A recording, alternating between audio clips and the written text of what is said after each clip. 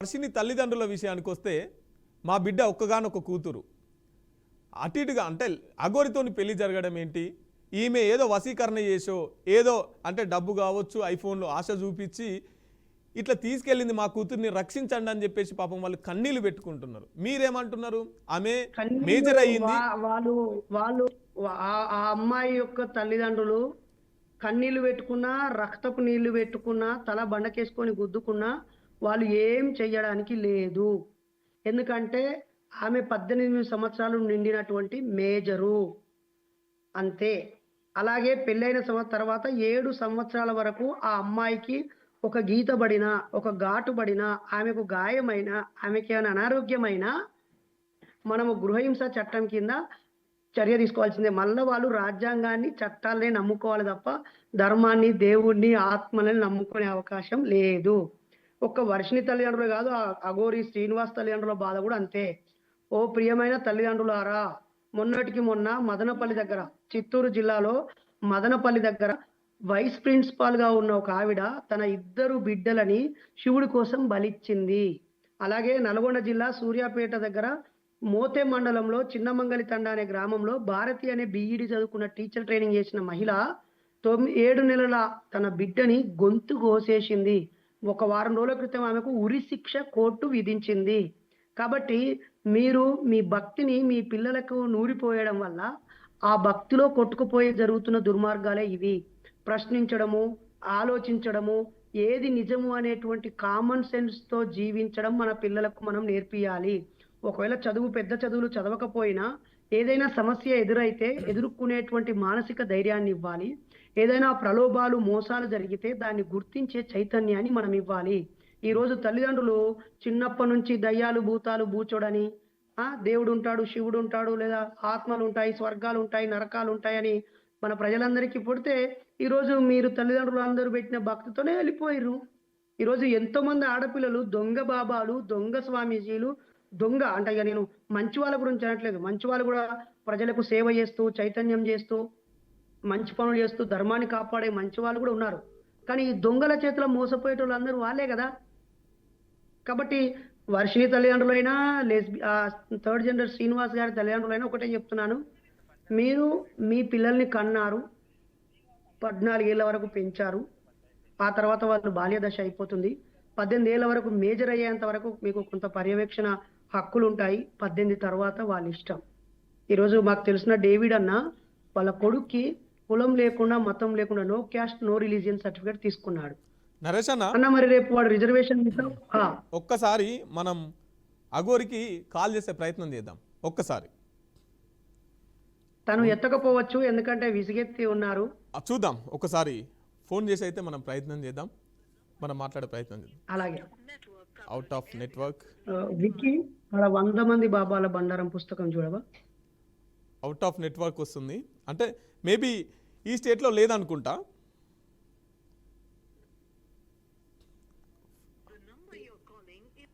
నరేష్ అన్న, out of network వస్తుంది, చెప్పండి.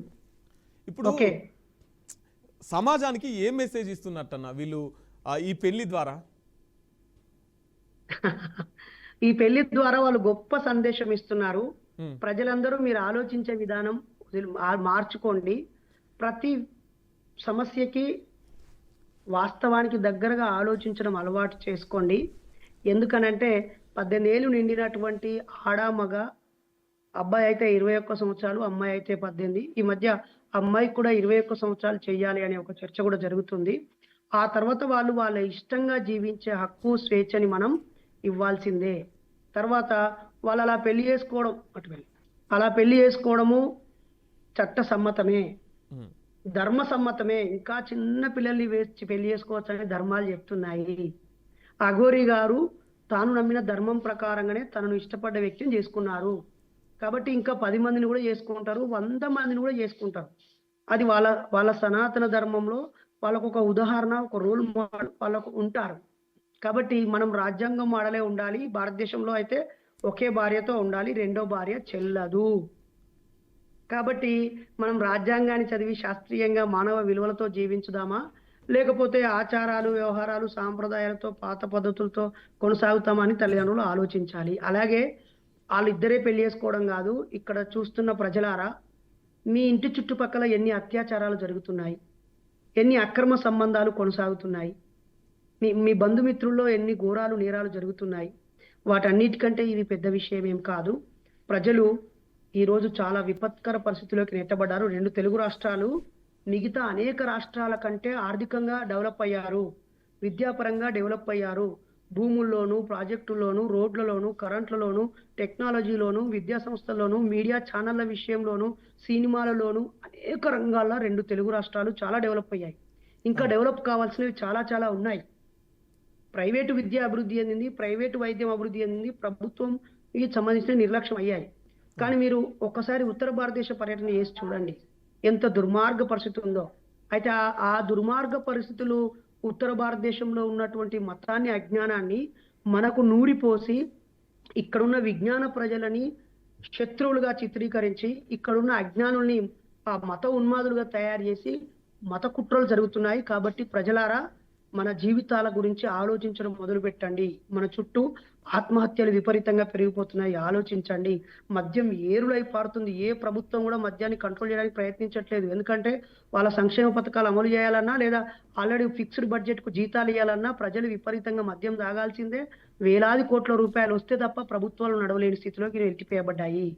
కాబట్టి ప్రజలారా, మనము మన జీవితాలు, మన చుట్టూ ఉన్న జీవితాలని ప్రభావితం చేసే సమస్యల చుట్టూ మనం ముచ్చట్లు సాగాలే.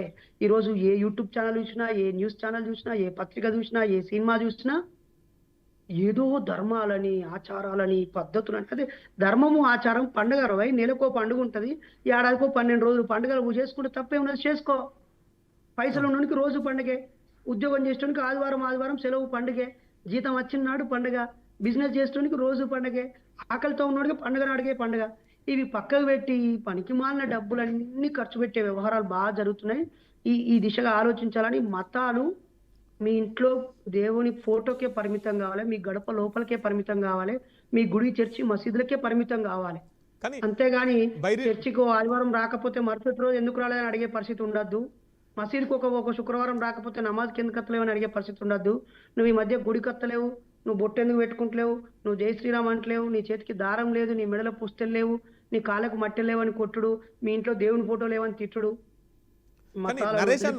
ఆలోచించాలని కోరుతున్నాను. నరేష్ అన్న, అఘోరీలను అంటే తర్వాత ఈ మతం పేరు చెప్తే వ్యతిరేకంగా మాట్లాడతాడని విన్నాం, కానీ ఇప్పుడు ఈ అఘోరికి సపోర్ట్ చేయడం వెనుక ఆంతర్యం ఏమిటి? అది పిచ్చి డైలాగ్ నీది, తప్పుగా నోరు జారి మాట్లాడద్దు. అఘోరికి నేను ఏడ సపోర్ట్ చేస్తున్నా? అఘోరి వ్యవస్థ వేస్ట్ అని చెప్తున్నా నేను. అంటే ఈ అఘోరికి కూడా ఈ అఘోరి కూడా జీవించే హక్కున్నా. నువ్వు రేపు జర్నలిస్ట్ హోదాలో ఉన్నా, నువ్వు ఒక అమ్మాయిని రేపు కిరాతకంగా రేపు చేసినా నిన్ను ఎన్కౌంటర్ చేస్తా అని పోలీసులు అంటే నేను నీకేం మద్దతు ఇస్తా? నువ్వు రేపు చేసినా కూడా నీకేం మద్దతు ఇస్తా? తుపాకీ పట్టుకొని కాల్చే హక్కు పోలీసులకు లేదు. నిరూపించబడ్డాక 7 ఏళ్ళ 14 ఏళ్ళ నీకు జైలు శిక్ష అనుభవించాలి.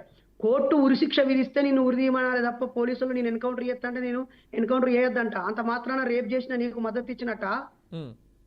ఒకసారి ఆలోచించు. అంటే మనిషి ఏ విషయానికి కనెక్ట్ అయ్యిండు అనేది ఆలోచించాలి తప్ప అఘోరికి మద్దతు ఇస్తాను ఎట్లా అనుకుంటా? ఒకవేళ మద్దతు ఇవ్వాల్సి వస్తే ఏమనేవాడిని తెలుసా? ఓహో, ఒక్కగానొక్క దళిత అఘోరి బయటికి వచ్చి పాపులర్ అయితే ఓర్వలేక ఇట్లా చేస్తారా అనేటోడిని. అదే మీ బ్రాహ్మణ క్షత్రియ వైశ్యులలో ఎవడన్నా పాస్ట్ అట్లా అఘోరి అయితే వానికైతే సపరేట్ గా 100 ఎకరాలు ఇచ్చి ఆశ్రమాలు కట్టించి ప్రత్యేక పూజలు చేపిస్తున్నా. మరి మా దళిత, మా నేత కానీ, మా మాల ఉపకులం, మా ఎస్సీ కమ్యూనిటీకి చెందిన వ్యక్తి ఇంత స్థాయికి ఎదిగిరని చెప్పి మీరు బురద బుత్తాలారా? మరి మీ సాములకు మీ వాళ్ళకు 2-3 పిల్లలు లేరా? దొరికినోళ్ళు దొంగలై జైలాలు ఉండేటోళ్ళు లేరా? వాళ్ళ గురించి ఇంత చర్చ పెట్టలేదు. మా దళిత బిడ్డకి ఎందుకట్లా చేస్తారని అనేటోడిని. ఆ దళితుడైనా నేను పద్మశాలి కులం. మా పద్మశాలి కులంలో పుట్టిన ఒక వ్యక్తి దేవాంశు సుశ్రుతలని గూడూరులో జనగామ దగ్గర పాలకుర్తి పక్కన పెట్రోల్ పోసి కాలబెట్టిండు, కులహత్య. ఈనాడికి వెళ్ళి ఆ సమస్యను ముందు పెట్టుకొని అక్కడున్న కుల నిర్మూలన పోరాట సమితి, కుల వివక్ష వ్యతిరేక పోరాట సమితి, మహిళా సంఘాలు, అంబేద్కర్ సంఘాలతో కలిసి నేను మాట్లాడి అతని జైలు పాలు చేయించిన, పద్మశాలినే జైలు పాలు చేసిన వ్యక్తిని.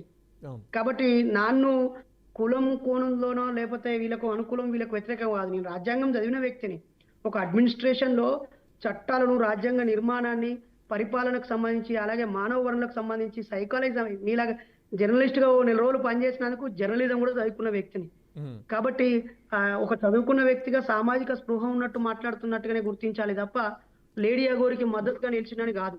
ఇట్లనే ఇంకా చాలా ఘోరాలు జరిగేవి ఉంటాయి. ఈ అఘోరిని ఆదర్శంగా తీసుకొని రేపు ఆడవాళ్ళు కూడా మగవాళ్ళు చచ్చిపోతే మగవాళ్ళతో పాటు ఆడవాళ్ళను కూడా అందులో చితిలో వేసి కాలబెట్టే రోజు వస్తుంది. ఇప్పటికే మన చుట్టుపక్కల బాణామతి, చేతబడి, చెడుపు, చిల్లంగి, వశీకరణ నమ్మి నమ్మి నమ్మి నమ్మి మనుషులను చంపుకుంటారు. జగిత్యాల్లో అయితే 5 నరికి చంపారు.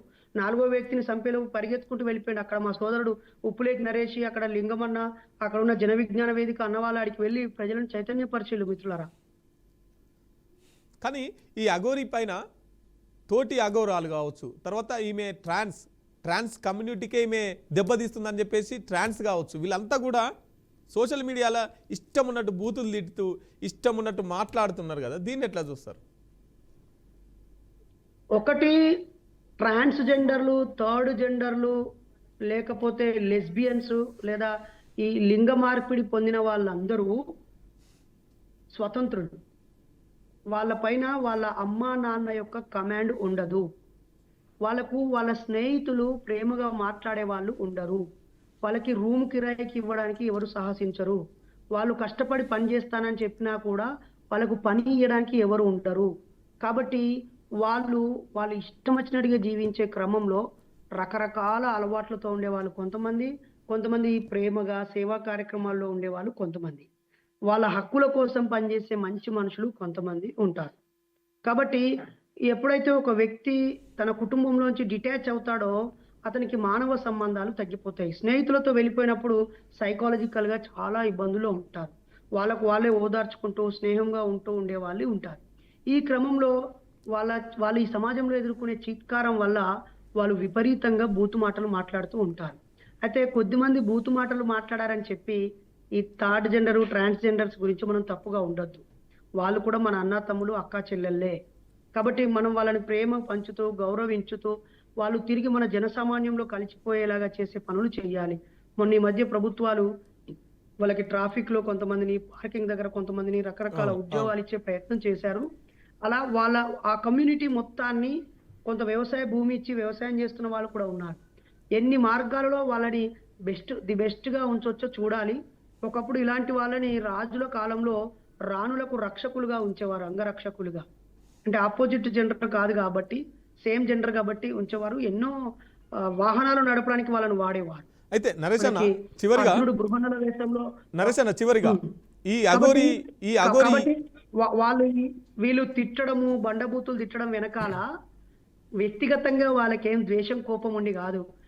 వచ్చినప్పుడు మా సనాతన ధర్మం కోసం వచ్చింది, మంచి ఒక్క కాలు మీద నించోడి బట్టలు లేకుండా దండం పెట్టింది, ఆ వేములవాడలో ఉన్న దర్గాను తవ్వి పడేస్తా అన్నది, మా రక్షణ మా ధర్మం కోసం పనిచేస్తా అన్నది అని ఈమె మీద వాళ్ళు ఎక్స్పెక్టేషన్స్ పెట్టుకున్నారు. అయితే ఇప్పుడు ఈమె చిల్లర చేసుడు, లేకపోతే కోపానికి వచ్చుడు, అందరిలాగే ఈమె రాగద్వేషాలు కలిగిన వ్యక్తి, కామ కోరికలు కలిగిన వ్యక్తి, సెక్స్ కోరికలు కలిగిన వ్యక్తి, డబ్బు వ్యామోహం కలిగిన వ్యక్తి, ఆశలు ఉన్నాయి. కూడా ప్రత్యేకమైన చైతన్య మహిళ కాదు అని చెప్పి నిరాశపడి వాళ్ళు ఆమెను ద్వేషిస్తున్నారు. చివరిగా ఈ అఘోరి వెనుక ఏమన్నా రాజకీయ కోణం ఉందా?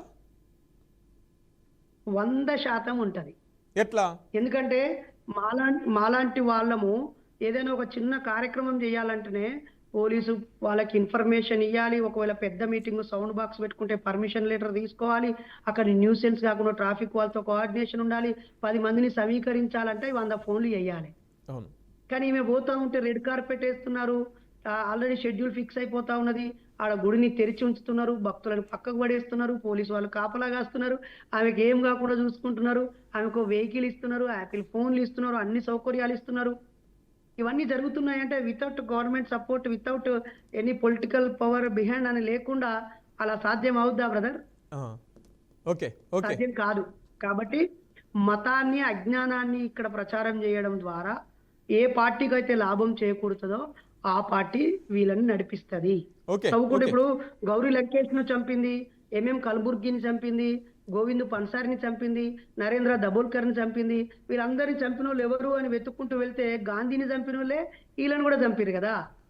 కాబట్టి అన్ని మీరు తవ్వుకుంటూ వెళ్ళండి, దొరుకుతుంది మీకే సమాధానం. ఓకే నరేష్ అన్న, థ్యాంక్ యూ పిలువగానే లైవ్లోకి వచ్చినందుకు. సో ఇదండి ఇవాల్టి స్పెషల్ డిస్కషన్. చూస్తూనే ఉండండి BRK న్యూస్, ఇది తెలుగుడి సత్తా. Thank you.